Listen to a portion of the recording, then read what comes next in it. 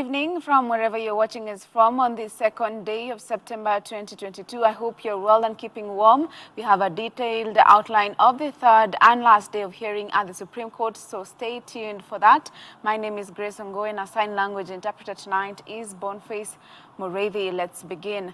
Lawyers representing Raila Odinga and Martha Karua in their petition disputing William Ruto's declaration as the president-elect on the last day of the petition hearing on Friday revealed to the Supreme Court how Forms 34A on the IBC server were tampered with. Odinga and Karua represented by advocates Paul Mwangi and Julie Soweto demonstrated to the Apex Court judges how one Form 34A they found in the IBC server had been tampered with and had some numbers changed, allegedly by Jose Camargo, one of the 3 Venezuelan nationals who were arrested entering the country with election materials before Election Day and later deported. Dickens Luvanda begins our bulletin. During the final day of the hearing of the presidential petition at the Supreme Court on Friday, lawyers representing the first petitioner Raila Odinga and Martha Karua dropped what they termed as a bombshell, revealing how Forms 34A in the IBC portal were tampered with. Lawyers Paul Mwangi and Julie Soweto made startling revelations showing how Jose Camargo, one of the 3 Venezuelan nationals who were arrested and later deported, allegedly tampered with the forms by manipulating numbers. Muranga County, Gasharaigo Primary School 02. My lords and my ladies, we have downloaded a Form 34A from the IBC portal. And I'd like the court to just scrutinize this form before we go to other details. My lords and my ladies, is that the IEBC stamp? It's on the IBC portal, looking like it's been superimposed over another stamp. If we sum up the total votes, we get 316. The total votes cast according to this particular form is 321, different from what we have just seen. The rejected votes are 4, which means already by calculation there is a problem. A close scrutiny of the form shows that the number was probably 455, and the 5 is actually similar to the figures written in the votes cast. But somebody or somehow that figure has been changed to make it look like 488. During her rejoinder, Advocate Soweto managed to download the said file from Gisharaigu Primary School 2 in Kangema from the IBC portal live in court, with a form showing the name of Camargo on its top left corner. Camargo Castellanos Jose Gregorio was arrested at the JKA alongside Joel Gustavo Rodriguez Garcia and Salvador Javier Suarez on Thursday, July 21st, while carrying election materials. They were also said to be employees of the Smartmatic International BV, the company procured by IEBC to provide technology for the August 9th general election. This document is overlaid over some documents, but look at the left-hand top corner. It is overlaid over a document written Jose Camargo. Jose Camargo is one of the Venezuelans that was arrested at the airport with charges of coming to interfere with the elections. He is one of the people, the last Mahat has said, did not have access to the RTS. Was this document photographed by a presiding officer at Gasharaigo Primary School, sometimes possibly at 8 o'clock in the night? Or is it possible that this document has been photographed elsewhere in some office and uploaded? We asked the court to read the DCI report regarding Jose Camargo. Other evidence shown by the Odinga-Karua team of advocates revealed 2 different KIMS kits, one from Nyeri and another one in Mount Elgon, shared the same IP address, saying several other Forms 34A were manipulated in favor of William Ruto. This is the same KIMS kit transmitting or sending results, one from Mount Elgon, 1,000 kilometers away from Nyeri town, 2 hours later. How is that possible? When each KIMS kit was supposed to have, each polling station had its own unique KIMS kit, which was supposed to transmit from its own unique IP address. In their defense, IEBC lawyers dismissed the evidence by Odinga and Karua's legal team, saying the purported evidence was baseless. So to the question that someone called Jose Camargo was interfering with the portal, it's actually not true. It's incorrect. And the attempt to prevent that evidence to the court should actually guide the court that actually that is not true. Why will anyone try to interfere with a portal transmitting, and the result he has is the same as what is in the A and what is in the portal? Dickens Luvanda, Hope TV Newswatch. Thank you, Dickens, for that report. Moving on, the Independent Electoral and Boundaries Commission says its chairperson, Wafula Chebukati, was justified to announce William Ruto as the president-elect on the 15th of August, despite the walkout of the 4 dissenting commissioners and the subsequent chaos that erupted at the National Tallying Center at Bomas. While responding to the questions of the 7-judge bench on the last day of the presidential election petition hearing, IBC stated that the chairperson's intention was to conclude the exercise as soon as possible since the tallying process had been concluded. In response, the lead petitioner Raila Odinga argued that there was no imminent danger that occasioned Wafula Chebukati to hurriedly announce the results on basis that their lives were in danger, at the same time questioning why Chebukati rushed to announce the results on the doctrine of necessity without the verification of results from 27 constituencies. Kennedy Kimani brings us this story. That as far as Section 83 is concerned, we have no law. Day 3 and the last day of the presidential election petition hearing saw petitioners and respondents answer tough questions posed to them by the 7-judge bench of the Supreme Court.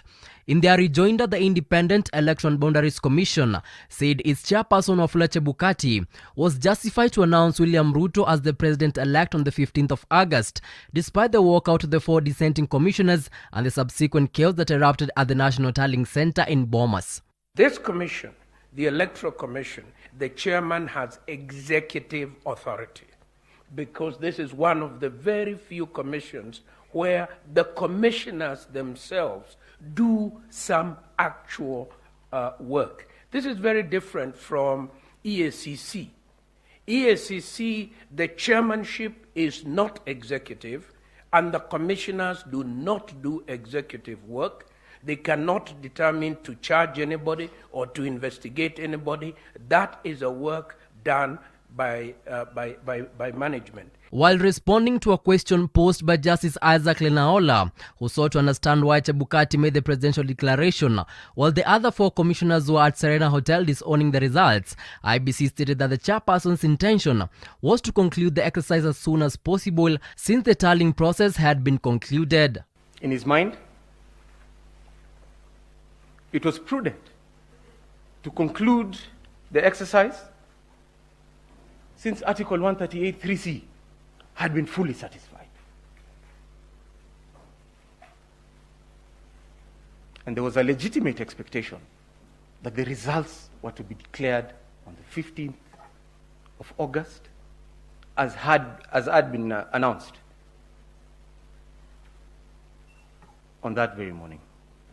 The lead petitioner Raila Odinga argued that there was no imminent danger that occasioned Wafula Chebukati to hurriedly announce the results on the basis that their lives were in danger.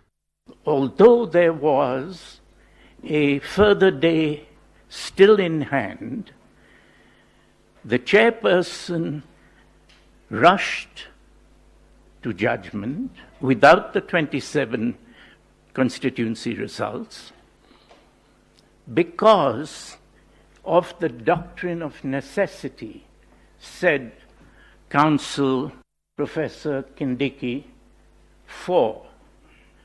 in justification of this. The doctrine of necessity was not necessary at all Nullification of the election will send Kenyans back to the polls, which must be conducted within 60 days. However, if the judges uphold the election of President-elect William Ruto, Ruto will be sworn into office on the 13th of September. With the presidential election petition hearing coming to a close, all eyes will now be on the 7-judge bench as the Supreme Court renders its verdict on Monday the 5th of September. Kennedy Kimani, Hope TV Newswatch at the Supreme Court, Nairobi. Still on matters at the Supreme Court, Raila Odinga's defense team on Friday morning took to the floor to submit to the bench their rejoinder to the responses given by IEBC. Making the rejoinder was senior counsels Otiendo Omolo, Philip Murgor, James Orengo, and Feroz Nawarji, who tore into the responses by IEBC. In his submissions, Otiende claimed that none of the presidential candidates achieved the constitutional threshold of 50% plus one, and that it was illogical to use the Kim's kit voter turnout while questioning the stoppage of streaming of results at the National Tallying Center. Philip Murgor, on his part, noted that rigging had been done in the elections and that it had been done with military precision. Why is it wrong to use the vote turnout as per the so-called Kim's kit? Other than the fact that it's unlawful, it is also illogical. We have 46,229 polling stations.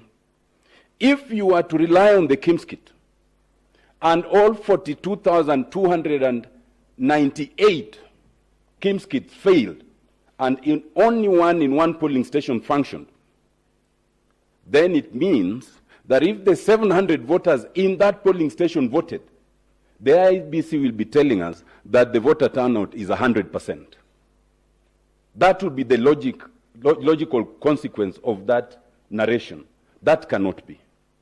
The voter turnout cannot be something that depends on the interpretation of the IEBC at its convenience. It must be the denominator as a percentage of the total registered voters. My second point, my lords, my lady, and I do not want to go too much into this, the question of the infrastructure, what the IEBC called the impregnable military style infrastructure. I think it's been demonstrated that it was certainly not at a military grade. It might be important to note, Your Ladyship, my lady, that the one question they failed to answer was why was there stoppage of the streaming of the results at Bomas? I thought that we were making progress. Your Lordships and my ladies, there was a time that we used to file petitions against even the President of the Republic of Kenya under the old Constitution. And if you approach the Electoral Commission before you file the petition, you had access to election documents and election materials before filing the petition. And I did that so many times. My other friend Feroz Nawarji would tell you, because I was a petitioner. And he filed such a petition. Now, to get information from the Electoral Commission, even after filing a petition and an election has been conducted, is like the road to hell. The evidence that has been presented by the petitioners shows a well-orchestrated and fraudulent scheme that was executed with military precision. Let me agree with my learned friend, Mr. Mahat, on the use of the word military.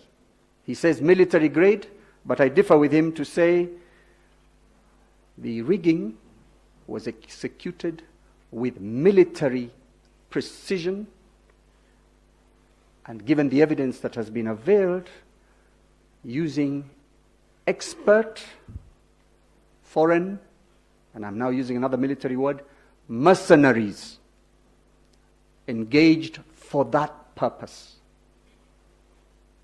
Need to bypass the constitutional justifications and arrive at a subjective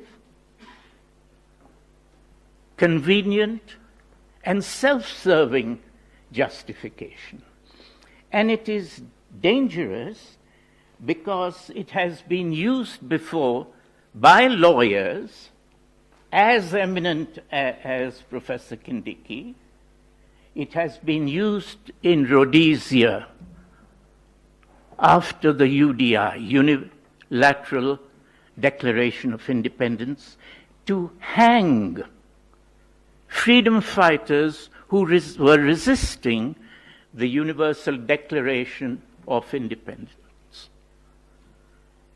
And the doctrine of necessity goes one step forward to say that if power has been usurped, taken, otherwise than in compliance with the Constitution, the courts should still recognize the usurpation of power. And they were hung. One after another, lawyers at the Supreme Court took time to respond to questions posed on Thursday by the 7-judge bench on the last day of hearing. President-elect William Ruto's lawyer, Professor Kithure Kindiki, and his counterpart, George Oraro, representing the Attorney General on Friday, responded to a question raised by Justice Mokin Wanjala, who wondered whether the National Security Advisory Council had allegedly attempted to sway the results in favor of one candidate without actually knowing who had won the election. Professor Kindiki argued in the affirmative, alleging that the Advisory Council actually knew the results beforehand, with Senior Counsel Oraro asking the court to strike off the claim, terming it a political statement not backed with adequate evidence. Oraro, while dismissing the claim, said Chebukati, in his own affidavit, had claimed that the final tally of the results was not out by the time he was meeting the Security Council. Letters had been issued by the returning officer of the presidential election, Mr. Chebukati, to all the presidential candidates and members of their family to be at the National Tallying Center for the declaration of results at 3 p.m. on that day. And my client already had received that invitation. I believe the other presidential candidates had those letters. And therefore, they knew by the time these state officers went to the National Tallying Center,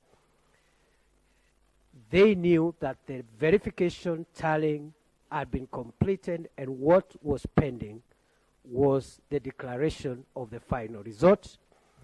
It is our submission, Chief Justice, distinguished judges of the Supreme Court, that these four went to the National Tallying Center not for any other reason, but to try to interfere with the declaration of results and thereby try to alter the sovereign will of the people of Kenya, which had already been verified and tallied in accordance with Article 138(3)(c). I had shouts from another friend on behalf of His Excellency, the Deputy President, of crucify them. In fact, this has indeed led to tweets today, and there are many, to various members of the NSAC telling them we shall revisit. This is what this type of allegation brings, and that is why I humbly request this court to look at the nature of the allegation, the burden on the people who are making the allegation, and dismiss them if there is no proof, and in my humble submission, there is no proof, so that we discourage this political vilification on officers conducting their official duties. Let's be careful, and I humbly request particularly my learned colleagues on what we wish for this country. Let us not wish mob justice to be the arena of operations whenever various functionaries are discharging their duties. Let politicians do politics, but let them leave professionalism to those who are engaged in various areas. In fact, since this process started, there has been a lot of vilification on the judges, on the parties appearing. In fact, tweeting has been the norm on discussing this issue instead of looking at it soberly. We can't stop tweeting. They are entitled to, but we can't bring it to this court. The last day of petition saw senior counsels Rabanu Jan Mohammed, the lawyer representing John Njoroge, the second petitioner in the presidential petition against President-elect William Ruto's win, take the floor. In her submissions, the lawyer said that it was not envisaged in the Constitution that the IEBC chairperson shall act alone in the tallying and verification of votes in the election process.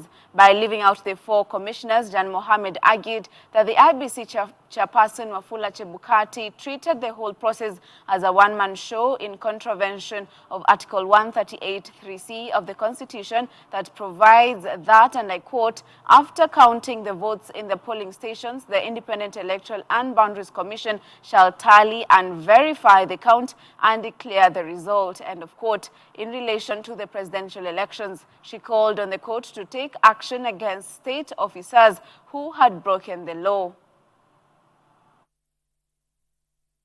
As far as from what I can see is that this, by the law, by Article 138(3)(c), it says commission.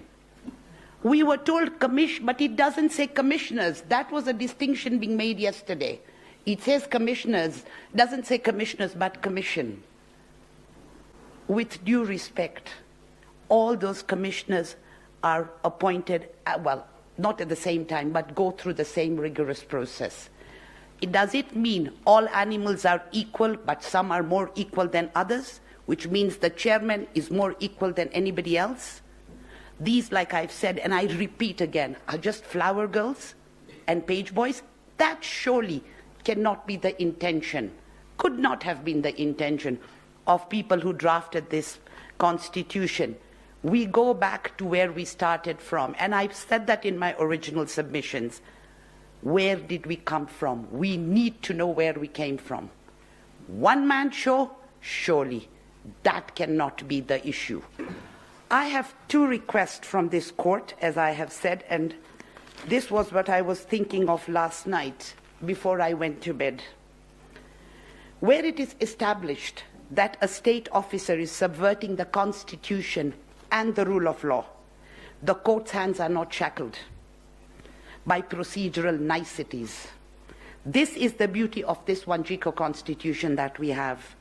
It is it's transformative, and some people say it's a very overused word, but in these circumstances it's ideal and can bite when occasion demands. The toothless bulldog is long dead and buried. Please, Madam Chief Justice and honorable judges of this court, bite and bite for the glory of this court. For now, all eyes are on the 7 Supreme Court judges who have retreated to deliberate on the submissions made during the hearing of the presidential petition filed by Raila Odinga. Chief Justice Martha Koome said they will deliver their ruling on Monday and will communicate the exact time through a notice to the petitioners and the respondents. After a day of hearing submissions from the defense team, the 7 Supreme Court judges, Chief Justice Martha Koome, Deputy Chief Justice Philomena Mwilu, Justice Dr. Smokin Wanjala, Justice Mohamed Ibrahim, Justice Njoki Ndongo, Justice Isaac Lenaola, and Justice William Mauko have a huge task ahead of them of making the final decision that will shape the future of the country and chart the discourse of the judiciary moving forward. We also want to thank the international and local observers who came to observe these proceedings. We are grateful for your encouragement, and we continue to ask, like the Vice President has said, that you continue to pray for us so that we can render judgment that promotes our Constitution, that is anchored in the law, that nurtures our democracy, that brings harmony to our country, and everything good that is stated in our Constitution. So with those remarks, I will wish you a very nice evening, and as we retire ourselves to continue working. Thank you very much. I'm told that we will deliver our judgment on Monday the 5th. We shall give you notice closer to that day. I don't know, we have only tomorrow and Sunday.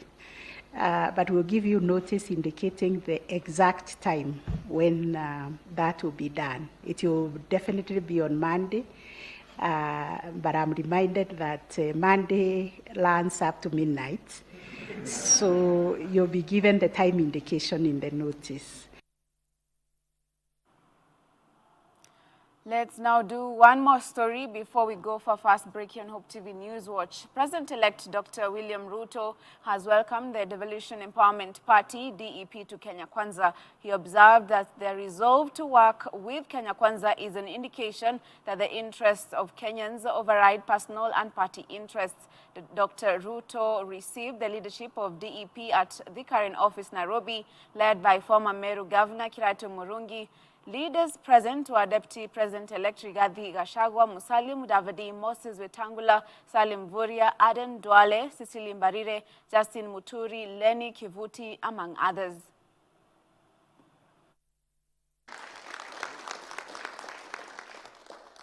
We have come here as the Mbas Party to join you and the Kenya Kwanza Alliance, which you lead as you embark on this important journey. The Mbas and the Kenya Kwanza Alliance have no ideological differences. We in the Mbas have a dream of transferring more resources to our people at the grassroots, empowering and uprooting them from poverty, unemployment, and social backwardness. This fits very well within the framework of the Kenya Kwanza bottom-up economic model, which seeks to financially and socially empower millions of Kenyans who are jobless. We have made a commitment that going forward, the provincial administration will be a professional organization that will not serve any political party, but will serve the people of Kenya. The offices of the DCI and EACC will not be available for the use by any political party. They will serve to make sure the resources of the people of Kenya are used for the intended purposes in a transparent manner, and no Kenyan will be hounded by our criminal justice system because of what they believe in, the political party they belong to.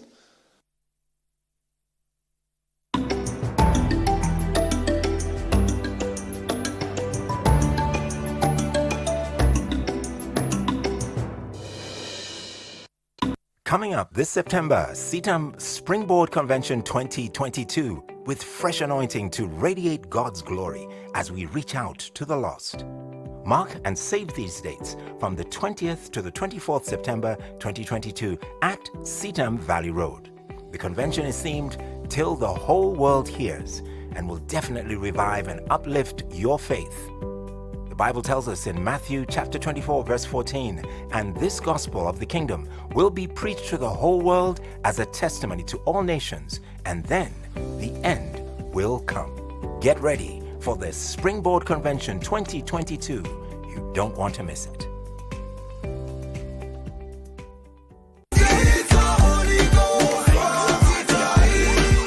On Hope Junction, every Saturday, get to enjoy songs that cater to the young and young at heart. Let the beat keep your head nodding. Right now, but your love is amazing. We just That's every Saturday on Hope Junction.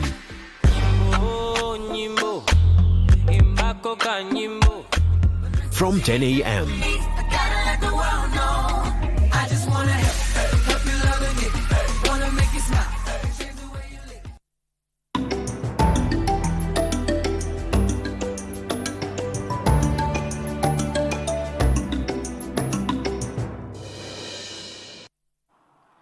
Thank you for staying with us. The Ministry of Health has signed a collaborative pact with innovative healthcare company Johnson & Johnson to facilitate access to quality mental health care services in Kenya. Kenyans will benefit from improved access to effective and appropriate mental health care services and products through a Memorandum of Understanding, MOU signed between the Ministry of Health Principal Secretary Susan Mochache and Johnson & Johnson in Kenya. Speaking at the signing ceremony, P.S. Mochache welcomed the support from Johnson & Johnson, which will also support the development of a psychiatric telemedicine solution in Kenya. Through the MOU provisions, Johnson & Johnson country manager Quinta Awonda said the company will continue to support the mental health agenda in the country, including training psychiatric nurses.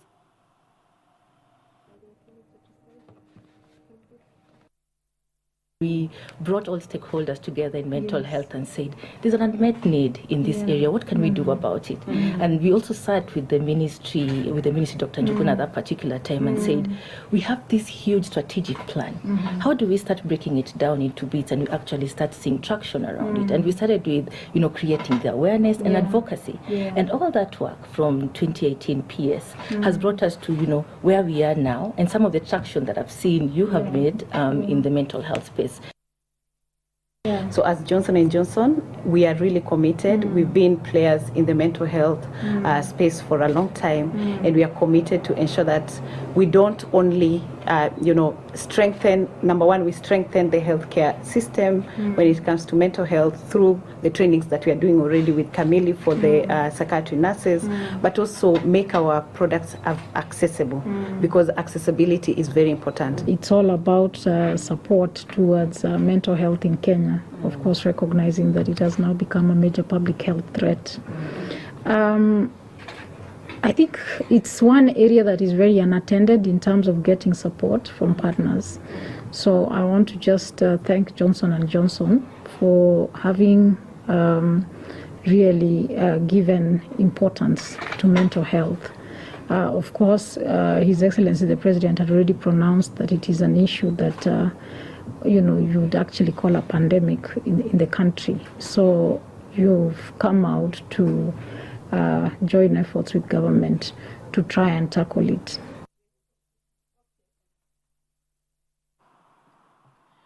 Education Cabinet Secretary Professor George Magoha made rounds in counties to inspect the state of CBC classrooms. He made stops in Kericho County and Kisii County, which he noted had made notable progress in construction of CBC classrooms. Speaking after a consultative meeting with Kericho County Commissioner, Rift Valley Regional Director for Education and Sub-County Education Directors, the CS said the county of Kericho was at 75% construction, but contractors and stakeholders had agreed that they will reach 100% by Sunday. So far, the country is at 97% CBC construction. The Nyanza region is also now at 100%, following Central region together with the Northeastern. And it is a thing of joy to see that we have completed classrooms now for the CBC. We are approaching 96, 97%. I was in Kericho because Kericho, unfortunately, was one of the ones that is giving me a few sleepless nights. We have agreed with the team there that they shall complete by Sunday, and I will be generally in the region because from here I'm going to Kakamega.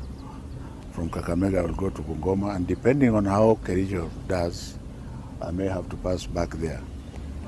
I think looking at the whole situation of the CBC classroom preparedness, it is something that we have delivered, because at 95, 96% we could have as well sat down. But you can't deliver half a child, you deliver a whole child. And all the children in this country are whole, complete, blessed human beings. So we must ensure as a government that even though we are living, we want to ensure that every child in this country has exactly the same rights, and that's why we are focusing on the counties that are still behind.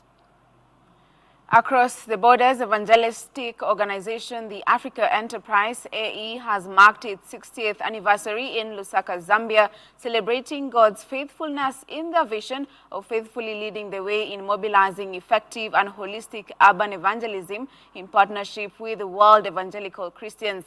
The organization that is ambitious to win the continent of Africa for Christ began with a prayer breakfast that was attended by the country's Vice President, Mutale Nalumango.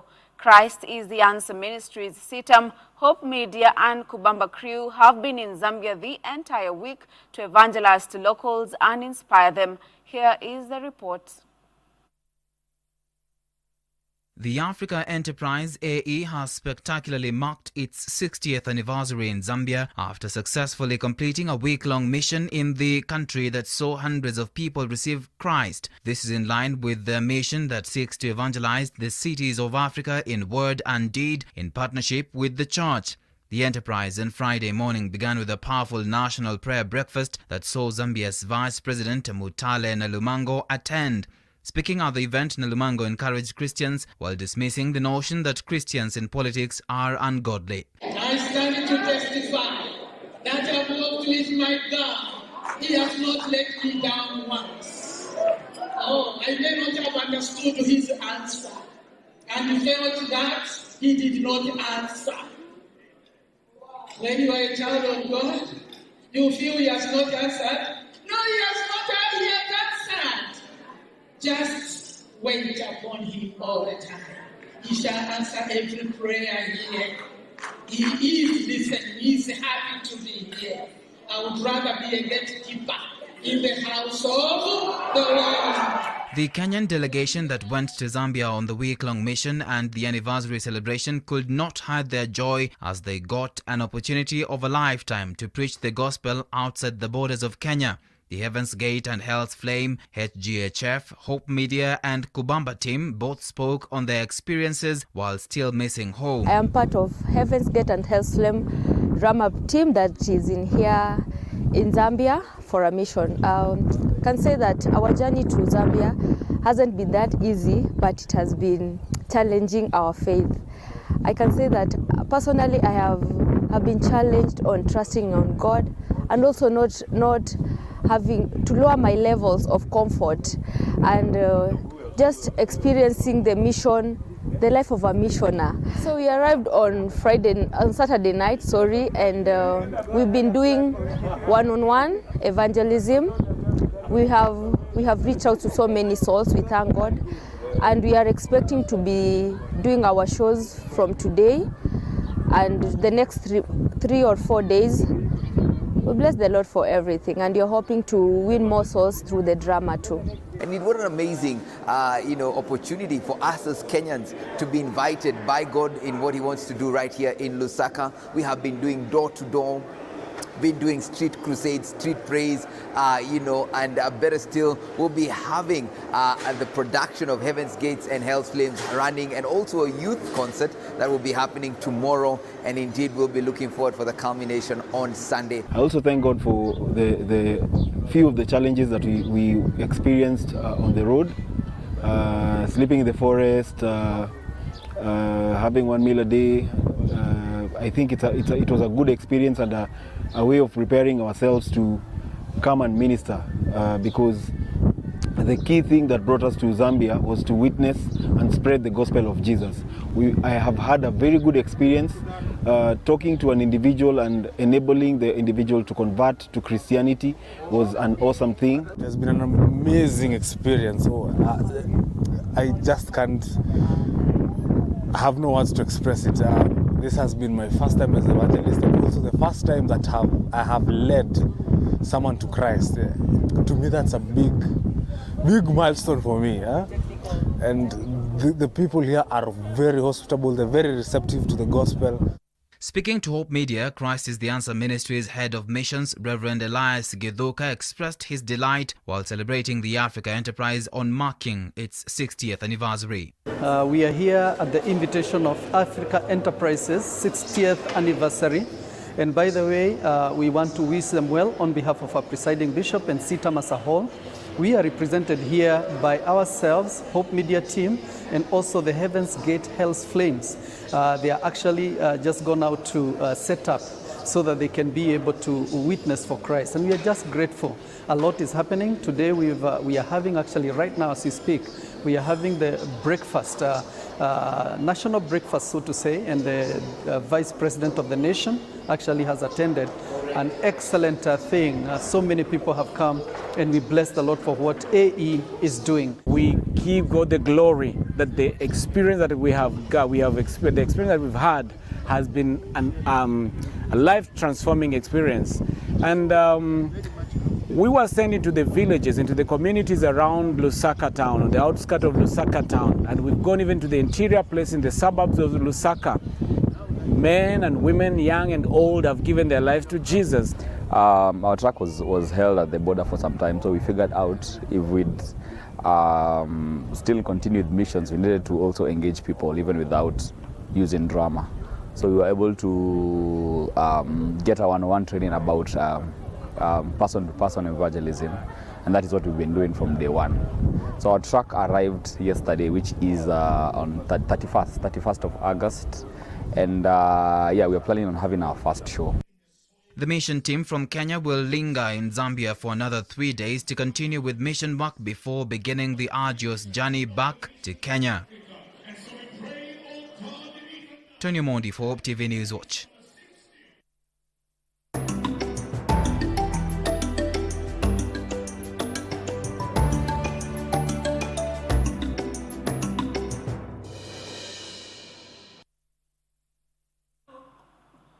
Now for some business news, the Principal Secretary in the State Department of the East African Community, Dr. Kevit Desai, has predicted a major growth in commerce across the community's member states with an approximate value of $300 billion, which is about 30 trillion Kenyan shillings. Dr. Desai said the recent admission of the Democratic Republic of Congo into the East African community had further expanded the consumer market for goods and services within the region to about 300 million consumers, noting that this would help promote commerce. Dr. Desai further called for the promotion of a common external tariff that would encourage local manufacturing and promote local manufacturing such as textiles, steel, agro-processing, mining, as well as areas of automotive and the pharmaceutical industries. We've also witnessed, within the context of the chairmanship of the Jubilee government in the East African community, various other developments, including road networks which link Kilifi to the entire structural systems of the northern and central corridors through intermodal transport systems. These are extremely important in view of the value interconnectivity has towards promoting commerce within the East African community. The existing composition of 7 partner states makes this a value proposition of approximately $300 billion, and within that context the growth and potential for Kilifi industry is enormous. We've also seen the developments by way of promoting a common external tariff, thereby encouraging local manufacturing and promoting local manufacturing. Within this context, several areas have been identified. These include textiles, steel, agro-processing, mining, as well as areas of automotive and the pharmaceutical industries. All of these very suitable to the Kilifi environment and ongoing progress as far as industrialization is concerned.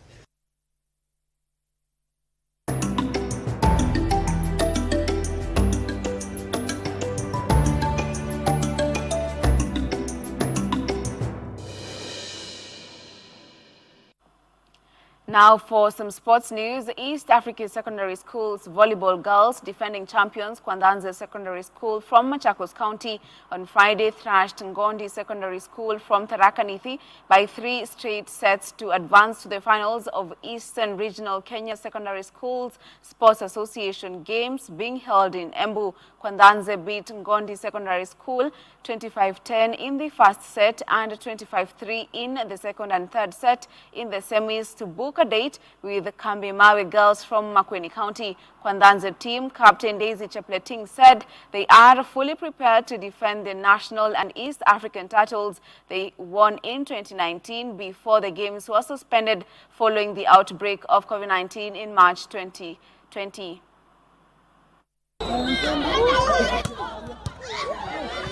Siku ya kesho tunaenda finals na Kambi Mawe na tumejiandaa vyema, tuko tayari kurudisha kombe nyumbani. Venye tunaona tutaenda pia nationals na tuna defend more East Africa na lazima tutarudisha kombe nyumbani. So tunafanya zoezi zaidi ili tu defend hiyo kikombe. Ya game ya leo according to me hiyo team tumecheza nayo kitu wametuchapa naye labda ni hiyo tip cover ndio inatushinda, lakini kitambo ifike kesho tuta perfect na tukienda kucheza national level tutakuwa tusha perfect. Chelsea have signed forward player Emerick Aubameyang in a £10.3 million deal from Barcelona. Gabon striker Aubameyang scored 13 goals in 24 appearances for Barca after joining the Spanish club in February from Arsenal. Aubameyang scored 92 goals in 163 games in all competitions for Arsenal, but left on a free transfer after falling out with manager Mikel Arteta. This summer, the Blues have brought in 9 players, including Leicester's French defender Wesley Fofana.